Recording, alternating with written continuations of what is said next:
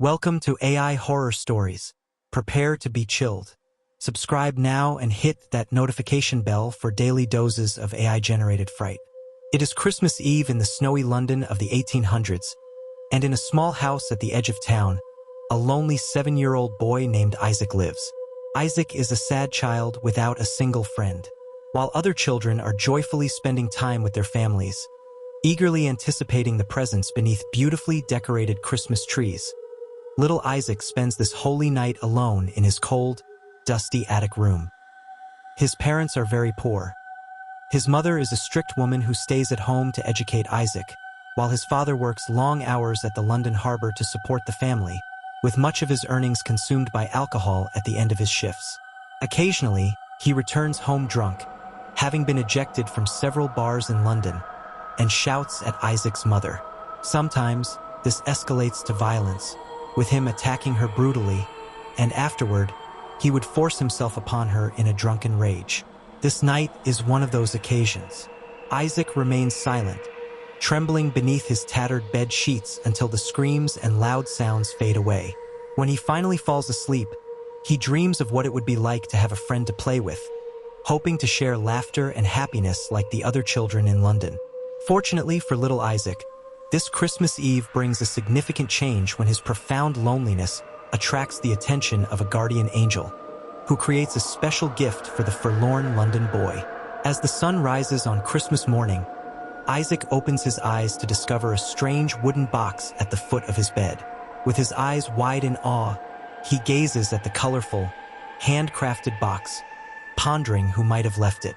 He is unaccustomed to receiving gifts, especially toys. The few toys Isaac possesses are ones he has found abandoned on the streets or washed up in gutters. He scoots to the foot of his bed, picks up the mysterious box with both hands, and admires the beautiful paintings and carvings of cheerful clown faces on the sides. A tag on the box simply reads, "For Isaac." An engraved message adorns the top of the box. Isaac squinted as he pronounced the words, "Laughing Jack in a B-box." He paused and asked, "Laughing Jack in a box?" Isaac was familiar with a jack-in-a-box, but not a laughing jack-in-a-box. His curiosity piqued as he grasped the box's metal crank. He turned the crank, and the tune of "Pop Goes the Weasel" synchronized with its rotations. As the song reached its crescendo, Isaac joined in for the final line, "Pop goes the weasel," yet nothing happened. Sighing, he muttered, "It's broken." He set the box down on the edge of the bed and shuffled across his small, dusty room to change from his soiled sleepwear into his usual tattered clothes. Suddenly, a loud rattling noise came from the bed behind him. He turned to see the wooden box shaking violently. Without warning, the lid flew open, releasing a burst of colorful smoke and confetti. Isaac rubbed his eyes in disbelief.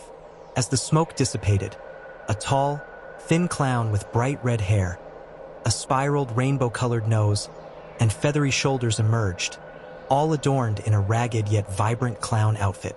The Technicolor clown spread his arms and joyfully proclaimed, "Come one, come all, whether big or small, to see the best clown of them all, the one, the only laughing Jack in a box." Isaac's eyes widened in surprise, and he stuttered, "Who are you?" The clown, stepping down from the bed with a cheerful grin, responded, "I'm glad you asked. I am Laughing Jack, your new friend for life. I'm magical, tireless in play, a virtuoso at the accordion, and I evolve with your changing personality. In other words, whatever you like, I like." Isaac looked up at the enigmatic clown, asking hesitantly, "We're friends?" Jack raised an eyebrow and replied, "Friends? We're best friends. I was specially created to be your not-so-imaginary friend, Isaac." Isaac's jaw dropped. "You know my name?" Jack let out a whimsical laugh. "Of course I know your name. I know everything about you.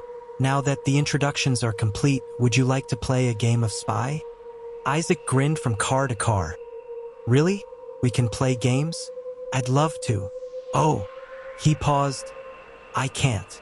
I have to go downstairs to see my mother for homeschooling and chores." His smile faded into disappointment. Jack placed his hand on Isaac's shoulder and, with a warm smile, said, "It's okay. I'll be right here waiting for you when you get back." Isaac's smile returned as he looked up at his new friend. Just then, he heard his mother's sharp voice calling from downstairs. "Well, I gotta go. I'll see you after I'm done." "Okay, Jack?" he said as he headed toward the door. Jack smiled. "Absolutely, kid." "Oh, and Isaac." Isaac looked back at Jack, who gave him a wink and said, "You should wear that smile more often. It suits you." Isaac grinned happily as he turned and walked out the door. All day, Isaac told his mother about the amazing, colorful clown man who emerged from a magical box at the foot of his bed. However, his mother did not believe a word of it. Eventually, he convinced her to follow him to his room so she could see Laughing Jack for herself. They walked up the stairs, and Isaac swung open the door to his room. "See, Mother? He's right here." Isaac paused as he scanned the room, which contained neither a magical dancing clown nor a mysterious wooden box.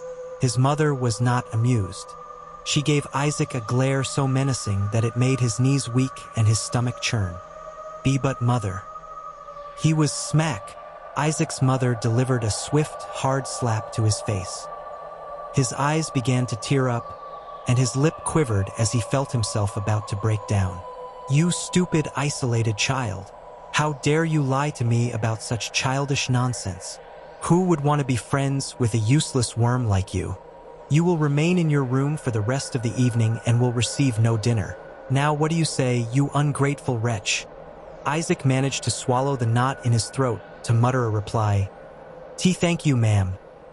His mother glared down at him for a moment before leaving the room in disgust. Isaac knelt beside his bed, burying his face in the sheets as tears streamed down his cheeks. "What's wrong, kiddo?" a voice inquired. Isaac turned to see Laughing Jack sitting next to him. Where were you?" Isaac murmured. Jack gently ran his hand through Isaac's hair to comfort him and replied softly, "I was hiding. I can't let your parents see me, or they won't let us play anymore." Isaac wiped his tears away. "Look, kiddo, I'm sorry I had to hide, but I'll make it up to you. Tonight, we can play games and have tons of fun," Jack said with a smile. Isaac looked up at his vibrant friend and nodded silently, a faint smile beginning to form. That night, Laughing Jack and Isaac played numerous entertaining games. With a wave of his hand, Jack animated Isaac's tin soldiers, making them march around the room. Isaac watched in amazement as his toys moved independently. They also exchanged spooky ghost stories, and when Isaac asked if Jack was a ghost, Jack explained he was more of a cosmic entity. At the end of the night, Jack pulled an assortment of delicious candy from his pocket.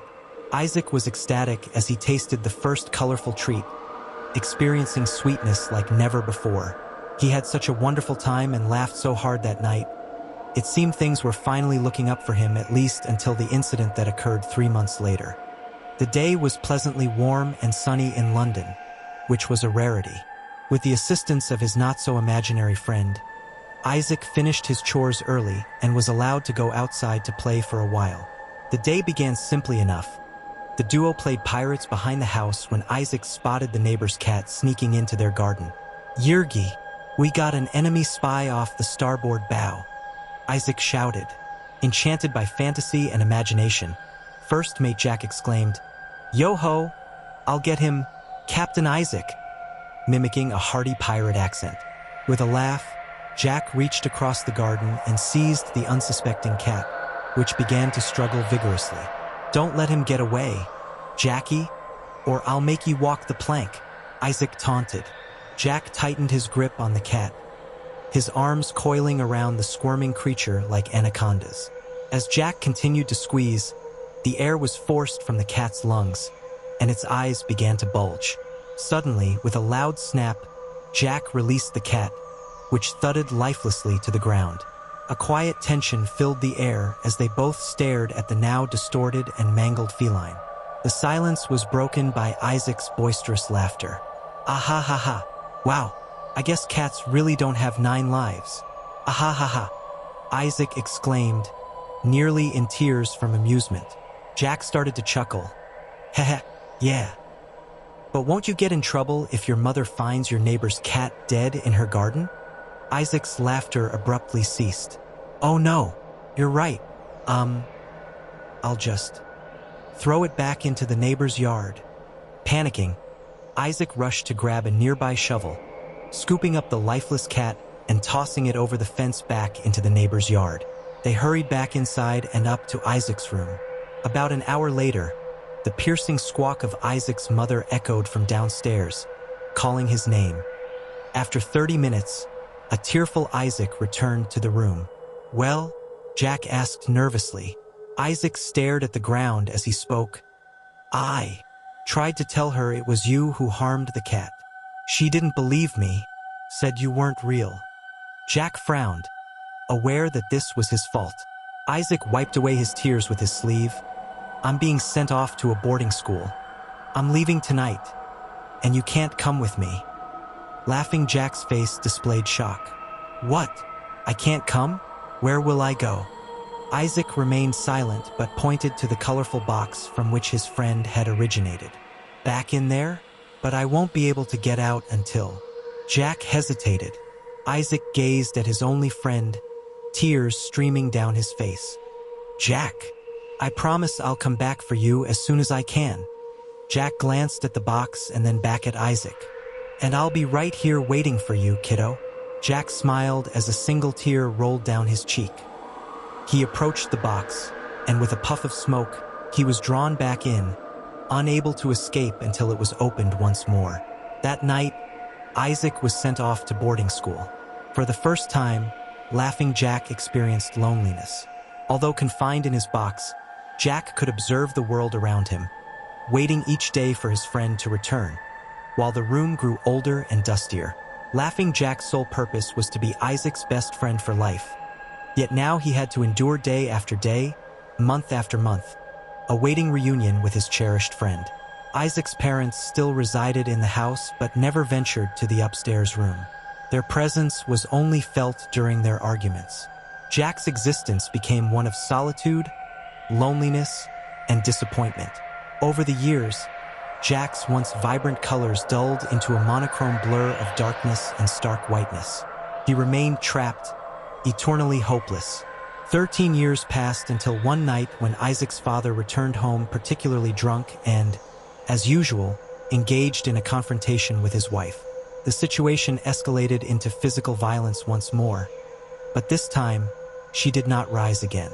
Isaac's father had brutally beaten his wife to death and was sentenced to hang the following day. With both parents deceased, 20-year-old Isaac inherited the dusty old house of his early childhood. Laughing Jack was surprised to hear his old friend's footsteps approaching the attic room for the first time in 13 years, though it was not the reunion Jack had envisioned. Isaac appeared different. He was older and wore a strange, grim expression. He was no longer the hopeful and curious young boy Jack had first met many years ago.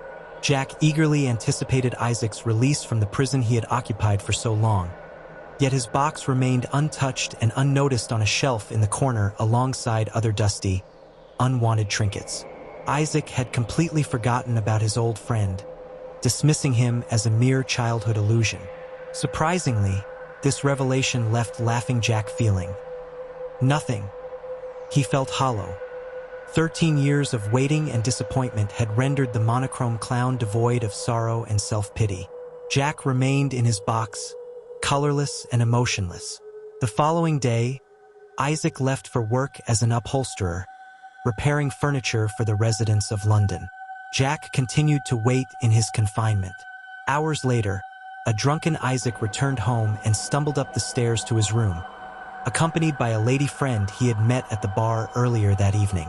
She was beautiful, with cascading blonde hair, sapphire blue eyes, and a smile that could melt hearts. Jack's attention was drawn to Isaac's guest. Who is this? A new friend? Why does Isaac need new friends?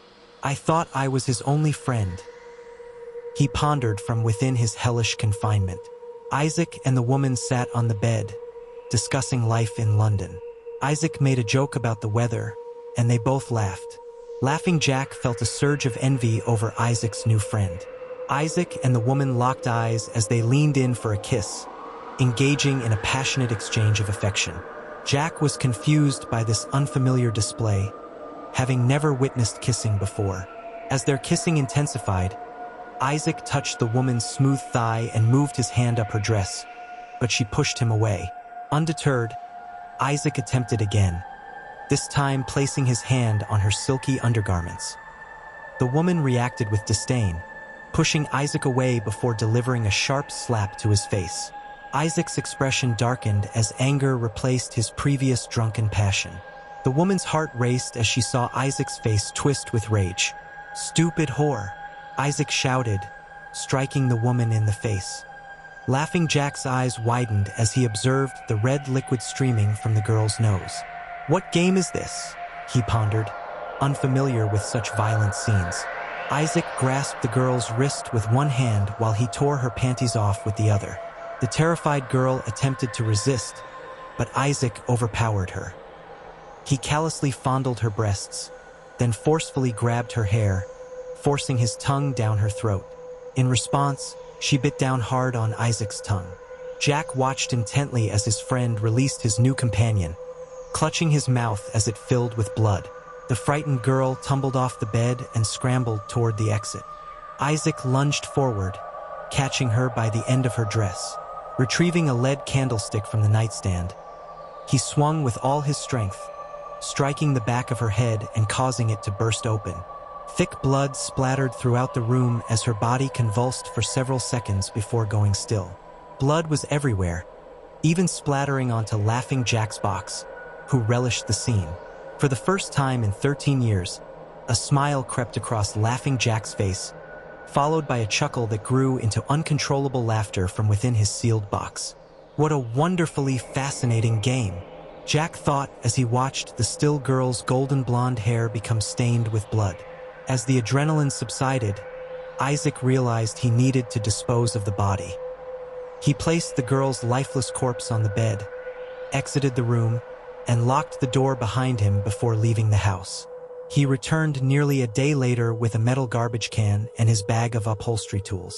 After clearing the wooden desk on the wall opposite the door, he pulled the bed with the bloody corpse into the center of the room. This arrangement not only provided Isaac with ample working space, but also ensured Laughing Jack had a front row seat to the entire event. Jack watched with an unwavering grin as Isaac engaged in his new game with the deceased body. Once everything was set, Isaac began his work. He first emptied the contents of his large black tool bag onto the work table behind him. An assortment of knives, hammers, pliers, and various other tools was now displayed before him. His initial selection was a curved upholstery knife, which he used to meticulously skin the body. The skin was then placed on racks to be stretched and converted into leather. Once that was established, Isaac utilized a handsaw to detach the arms, legs, and head, disrupting the habitats of multiple families of maggots in the process. After filling a garbage can with bleach and other hazardous chemicals, he submerged the limbs until the flesh was stripped from the bones. Isaac retrieved the bones from the contaminated liquid and positioned them on the work table. Under the cover of darkness, he transported the garbage can outside and discarded the decayed remains into the London sewers, where they were carried away to the harbor.